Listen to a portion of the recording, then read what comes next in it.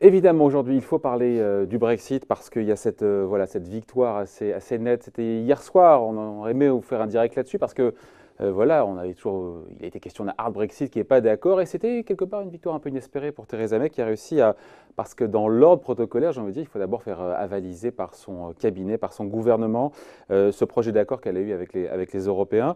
Mais depuis, on va en parler maintenant, il y a eu beaucoup de 4 démissions en série, notamment des poids lourds au sein de son gouvernement. Et donc voilà, il y a encore pas mal d'obstacles dans les prochains jours et semaines à franchir. Bonjour Benjamin.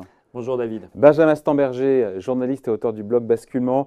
Euh, voilà, un pas a été franchi encore une fois hier soir avec cet accord qui a été avalisé par le... On n'imagine pas ça en France, hein, d'avoir encore une fois un Premier ministre qui va avaliser ça auprès de son gouvernement. C'est marrant d'ailleurs, ça paraissait décalé par rapport à nous, vu de France. Il y a un obstacle, clairement, un premier obstacle qui est passé, mais il va y en avoir d'autres. On le vit là, enfin on le vit en direct. On a eu ce matin 4 ministres, et notamment le poids lourd ministre en charge du Brexit, Dominique Raab, qui, pour le coup, là, qui ont voulu marquer leur opposition à ce projet. Donc voilà, 4 ministres qui claquent la porte, c'est pas gagné encore, mais même si un pas a été franchi. Oui, voilà. Alors, moi, je pense quand même que c'est un vrai progrès qu'il faut inscrire dans le temps long depuis le vote pour le Brexit il y a plus d'un an, même un peu plus, ouais. Et que donc il faut essayer de prendre un peu plus de perspective. Mais c'est vrai, et je pense qu'on va y revenir, mais c'est vrai que dans un premier temps, on peut dire effectivement, c'est pas si simple que ça, la voie est étroite. Ouais. Il faut expliquer un petit peu pourquoi, je pense, parce que la question centrale en réalité qui pose problème depuis le début quasiment, c'est la question de l'Irlande du Nord et de l'air, parce qu'on ne sait pas où faire passer la frontière en réalité. Ouais. Parce que je pense qu'il faut expliquer pourquoi. Parce que les gens ne comprennent pas forcément exactement pourquoi. Même au départ, avant de préparer, j'étais un peu moyen. C'est pas si évident parce que c'est vrai que d'ailleurs ce problème n'avait pas été anticipé au moment du vote du Brexit. Hein, ça faisait pas partie quasiment de la discussion et on l'a découvert en avançant, si vous voulez. C'est vrai que c'est une épine dans le pied de Theresa May, ça c'est clair. Donc il y a l'Irlande du Nord. Il y a l'Irlande du Nord qui est une province du Royaume-Uni, qui fait partie du Royaume-Uni, et puis il y a l'Air qui fait partie, voilà, qui est souveraine et qui fait partie de l'Union européenne et donc qui n'est pas concernée par la sortie. Et donc, où est-ce qu'on met une frontière ? Donc voilà, où est-ce qu'on met la frontière ? Et ça compte notamment au titre de l'appartenance ou non du Royaume-Uni à l'union douanière. Parce que l'idée du Brexit, a priori, ce serait de sortir de l'union douanière, mais ça impliquerait de rétablir une frontière physique entre l'Irlande du Nord, qui fait partie du Royaume-Uni, et l'air. Et ça est absolument impensable et inenvisageable, tout simplement parce que ça réveille un petit peu les vieux démons des conflits plusieurs milliers de morts en Irlande. Et donc ça c'est pas possible. Donc quelle est l'autre Mais elle a plié, on dit, alors je suis pas un expert, on dit qu'elle a dû plier, Theresa May, cette question de la frontière irlandaise, parce que l'Irlande du Nord va rester pour le coup dans l'union douanière. C'est-à-dire l'autre possibilité, ça aurait été d'avoir entre la Grande-Bretagne et l'Irlande du Nord une frontière, et du coup la Grande-Bretagne serait hors de l'union douanière, mais l'Irlande du Nord y resterait. Mais ça, ce n'était pas envisageable non plus, parce que l'Irlande du Nord et les loyalistes qui font partie aussi des soutiens à Theresa May disent nous on peut pas être soutien tant que effectivement elle prend pas une décision qui leur soit trop contraire. Elle a plié ou pas? Qu'est-ce qui était décidé? Donc dans le projet il y a quoi? Pour simplifier si vous voulez, parce que c'est quand même un texte qui fait plus de 500 pages, donc 585 je pense que personne encore peut-être Michel Barnier et encore, mais sinon personne peut à l'instant T vous expliquer exactement ce qu'il y a. Mais ce qui pose problème si vous voulez, c'est que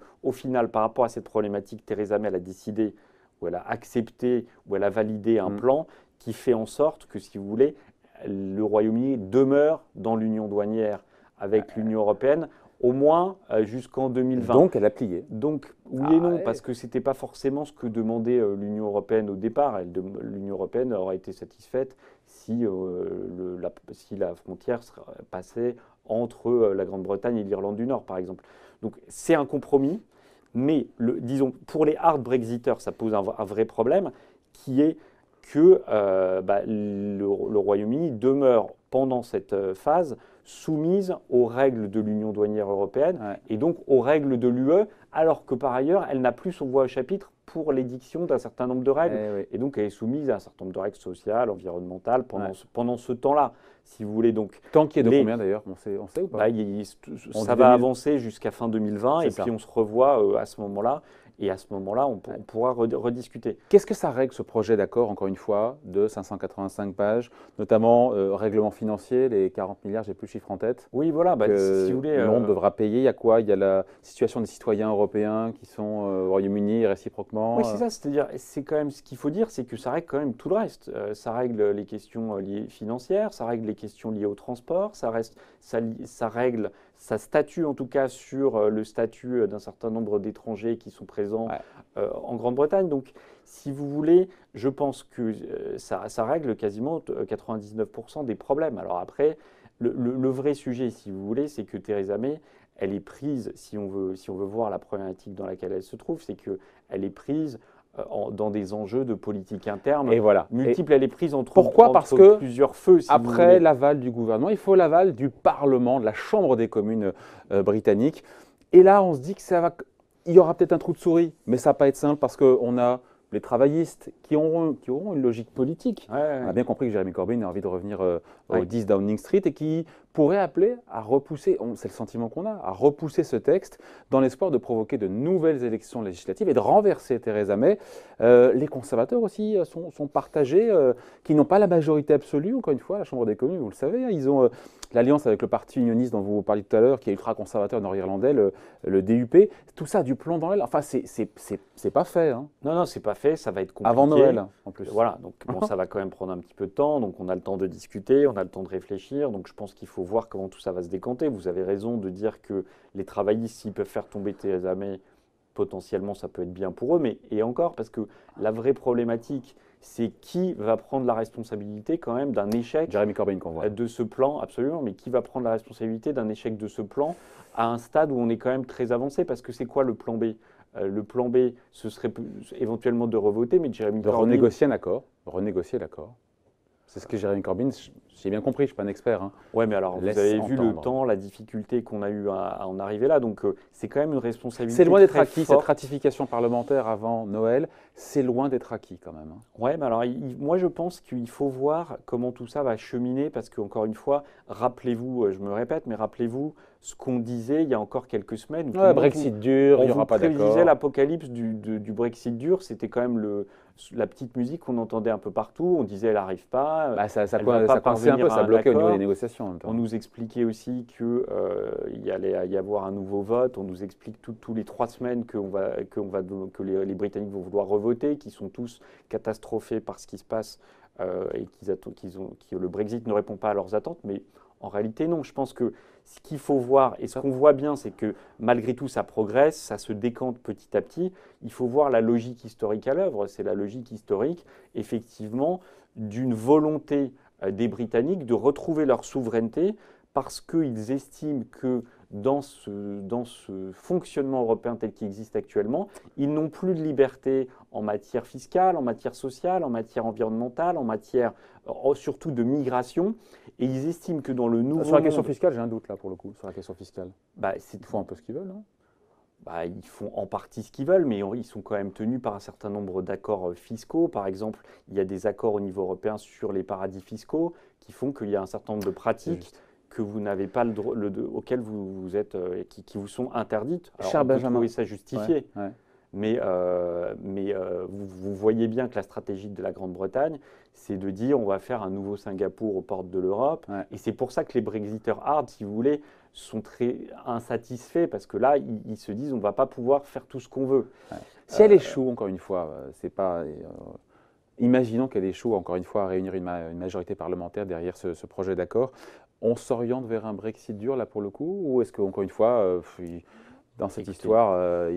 bien des choses peuvent arriver. Oui, alors bien des choses peuvent arriver, mais moi, ma conviction personnelle, c'est qu'on est quand même dans un processus dans lequel il n'y a pas de retour en arrière à chaque fois qu'on passe une étape, parce qu'encore une fois, c'est le sens de l'histoire pour la Grande-Bretagne. Donc, il y a eu le vote, maintenant, après il y a eu la négociation avec les Européens a abouti. ce qui est quand même déjà Si elle extraordinaire. se fait renverser, La la donne discussion- change, la donne change. Alors, si elle se fait renverser, moi je pense qu'il y a un certain nombre d'acquis de cet accord sur lesquels on ne peut pas revenir. Alors, est-ce que ce sera elle, est-ce que ce sera quelqu'un d'autre, comment ça va marcher, etc. Mais les avancées sont là et elles sont actées, moi je pense, si vous voulez, parce que personne, encore une fois, ne peut prendre la responsabilité de dire après des mois et des mois de négociations, on reprend tout de zéro. C'est impossible parce que si vous voulez, la Grande-Bretagne, elle souffre, le Royaume-Uni souffre aussi de cette incertitude. Donc il faut respecter les délais sont très courts. Donc si vous voulez, je pense que tout ça, là on est au lendemain, si vous voulez, d'un accord. Il y a un jeu politique aussi qui consiste pour tout le monde à dire on n'est pas content, mais tout ça va infuser dans les esprits et chacun va se dire quelle est l'alternative, si vous voulez. Donc l'alternative, ce serait de revoter, mais personne n'en veut. L'alternative, ce serait de reprendre les négociations à zéro, mais personne n'en veut non plus. Donc à la limite, quand bien même politiquement, Theresa May serait mise sur le côté, la personne qui la remplacerait, elle serait obligée, on va peut-être renégocier à la marge Sans repartir de zéro, choses. sans repartir d'une copie blanche. Voilà, et ensuite, si vous voulez, ce qui pose problème aux hard Brexiteurs, ça va finir par être réglé d'une certaine manière, parce que quand vous avez plus qu'un petit doigt à l'intérieur et que tout le reste est sorti, si je puis dire, la logique, quand vous revenez à table des négociations, par exemple fin 2020, là, vous n'êtes plus dans le même rapport de force. Ouais. Pourquoi fin 2020? Il faut expliquer parce qu'en fait, alors on a oublié de le dire parce qu'on manque de temps, mais il faut aussi derrière que les parlements, chaque parlement des 27 pays de l'UE valide aussi, mais là on se dit que c'est plutôt quasiment une formalité, non? Oui, alors.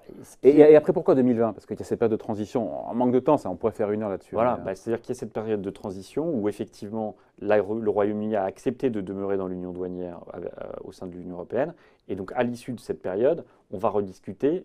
Éventuellement, on essaye de parvenir à un accord de libre-échange. Exactement. Ça, c'est pour l'instant, on n'a pas discuté de ça avec les Anglais. Non, puisque justement, ils ont accepté, les Anglais, de rester dans l'union douanière.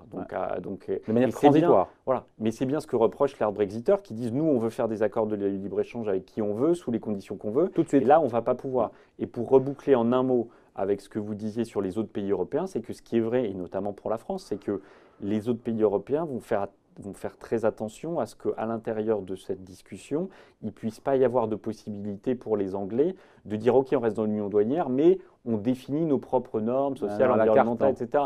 Voilà, le cherry picking, etc. Ouais. Et donc là, effectivement, Emmanuel Macron, les Français notamment, vont dire attention, il faut qu'on soit alignés et que vous ne puissiez pas de possibilité de faire ce que vous voulez tout en restant dans l'union douanière.